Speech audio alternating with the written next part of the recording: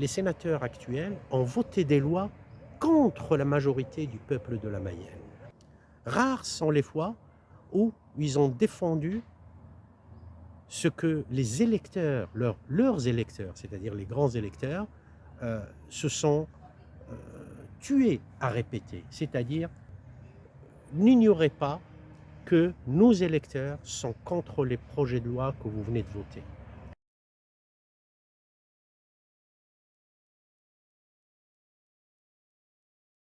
Je m'appelle Abdelbast Adoudi. Généralement, on m'appelle Abdel, c'est beaucoup plus simple, ça permet de ne pas écorcher mon nom, chose que j'apprécie d'ailleurs. J'ai 60 ans, marié, 3 enfants, adopté par la Mayenne, ou j'ai adopté la Mayenne aussi depuis un peu plus de 20 ans. Je suis originaire de Lille, où j'ai fait toutes mes études et j'ai passé ma jeunesse. Je suis ingénieur généraliste de formation, donc je suis diplômé de Centrale Lille. J'ai travaillé principalement dans l'industrie automobile, où j'ai commencé par occuper des postes en 3-8 lorsque j'étais étudiant salarié. Et je suis passé par un poste du directeur de département, directeur d'usine, directeur de division, euh, directeur d'un service complet au sein d'un groupe français, où j'ai fini finalement par prendre le poste de vice-président chez un équipementier automobile.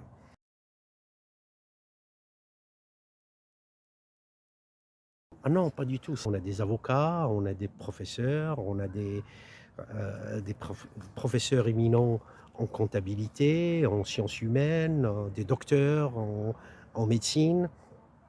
Mais on a aussi bon nombre de personnes qui sont des ouvriers qualifiés, des agents de maîtrise.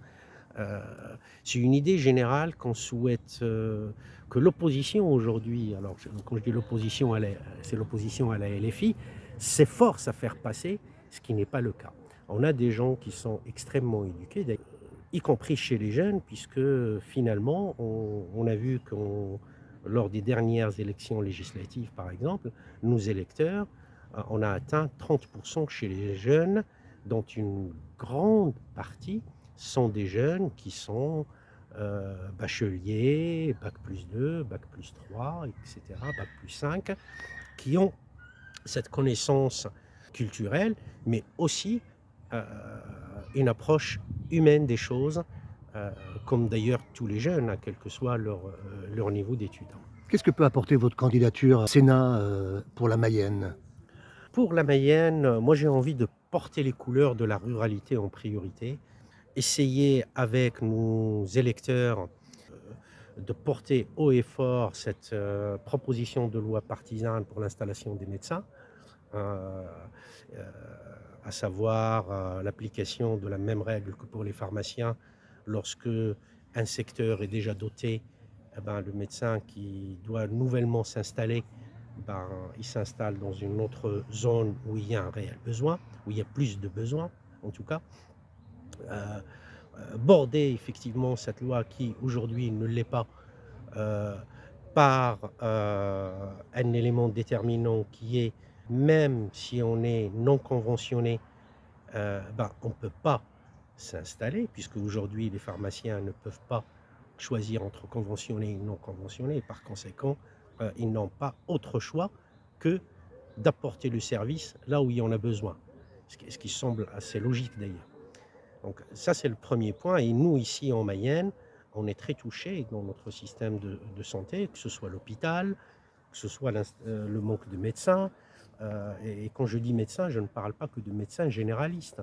Je parle d'ophtalmo, je parle d'ORL, de spécialistes, de chirurgiens, tout le panaché de métiers ou toutes les spécialités du métier de médecin qui nous manquent aujourd'hui. Qu'on ne va pas pouvoir certainement y répondre immédiatement, mais en tout cas, il faut border la loi pour permettre qu'une avancée se fasse et que dans 5 ans, on ne recommence pas.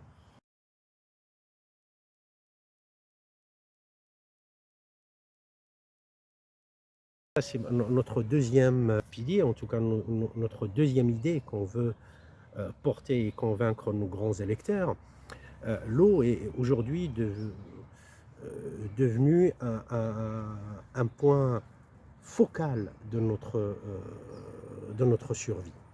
Et quand je parle de survie, c'est la survie de nos agriculteurs, du métier d'agriculteur, mais aussi la survie de certains qui n'ont pas les moyens de payer une eau qui risque d'augmenter en termes de prix et qui va devenir rare, ou encore pire, on va se retrouver ici dans l'Hexagone, comme en Mayotte, avec des coupures d'eau, quelques jours dans la semaine, quelques heures dans la journée.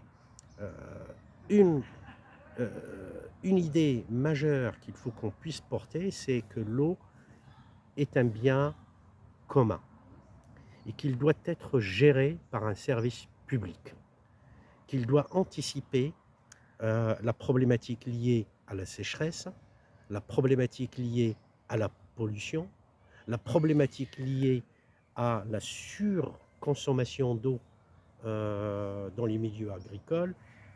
Un exemple qui est celui, par exemple, de ce qui n'est pas le cas ici en Mayenne, fort heureusement, mais que dès qu'on franchit le département de la Mayenne et qu'on se dirige vers le sud, on voit que bon nombre de champs de maïs sont arrosés à grands jets d'eau pour nourrir des poules qui vont être envoyées en Chine. Donc ça veut dire qu'on exporte notre eau. Alors j'ai donné l'exemple du maïs parce qu'il est flagrant, mais c'est le cas de toute chose qu'on arrose et qu'on exporte. Donc si tel est le cas, on est en train d'exporter notre eau à l'étranger. Notre leitmotiv à la FI, c'est la commune. C'est une référence chez nous. 1871, la naissance de la commune, même si notre opposition aujourd'hui veut enterrer cette partie de notre histoire qui nous a conduit à obtenir beaucoup de choses, mais je ne vais pas m'égarer sur l'explication de la commune, je vais revenir sur la gestion. La gestion d'une manière générale, que ce soit l'école, l'eau, les services publics, il faut que ça revienne à la commune. La commune doit être un grand décisionnaire. Quand je dis grand décisionnaire, c'est 100% décisionnaire ou majoritairement décisionnaire.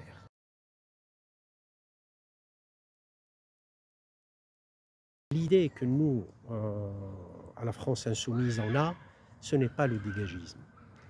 Ça, c'est ce qu'on veut nous prêter. C'est ce que les médias ajoutent. Ils sortent un mot de son contexte et puis ils en font le buzz de la semaine. Non, notre idée, c'est quel est le besoin. On part du besoin. Moi, je suis un industriel. Et une des choses qui m'a beaucoup plu, c'est que j'ai trouvé dans le programme de la NUPES, et plus particulièrement de la France insoumise, c'est on part du besoin pour construire ce qu'il faut faire. En industrie, c'est comme ça qu'on fait. Quel est le besoin? Et une fois qu'on a bien cadré le besoin, eh ben on définit quels sont les moyens, comment parvenir à la solution, quel type de solution il faut mettre, quelle est celle qui est la moins impactante pour l'environnement, quelle est celle qui est la plus respectueuse de l'être humain, de l'environnement, de la nature, et qui ne va pas nuire ni à cette planète, ni aux hommes, que ce soit aujourd'hui, demain ou dans quelques centaines d'années. Avec Nicole Nogamy, vous êtes en binôme. Quelles sont vos chances d'être élu? Vous les avez sous-pesées? Non, au fait, on ne part pas en commençant à regarder quelles sont nos chances. Notre idée générale est comment est-ce qu'on peut porter une voix au Sénat. Une voix sur les 650 propositions programmatiques de la NUPES. Comment faire de sorte que notre ruralité soit représentée par des gens qui défendent réellement la ruralité. Quand je regarde les sénateurs actuels de notre Mayenne, et je regarde tout le temps l'Assemblée nationale et le Sénat, rares sont les fois où ils ont pris la parole. Rares sont les fois où ils se sont exprimés sur un projet de loi avec son impact qu'ils soient positifs ou négatifs d'ailleurs, sur notre région de la Mayenne. Rares sont les fois où ils ont défendu ce que les électeurs, leurs électeurs, c'est-à-dire les grands électeurs, se sont tués à répéter, c'est-à-dire n'ignorez pas que nos électeurs sont contre les projets de loi que vous venez de voter. Donc, les sénateurs actuels ont voté des lois contre la majorité du peuple de la Mayenne. On l'a vu dans les manifestations. On l'a vu par les témoignages de quelques grands électeurs. Donc, notre chance va se mesurer une fois qu'on aura échangé, essayé de convaincre ces grands électeurs que leur choix aujourd'hui est de faire de sorte que l'Assemblée, que le Sénat soit représentatif de l'opinion publique.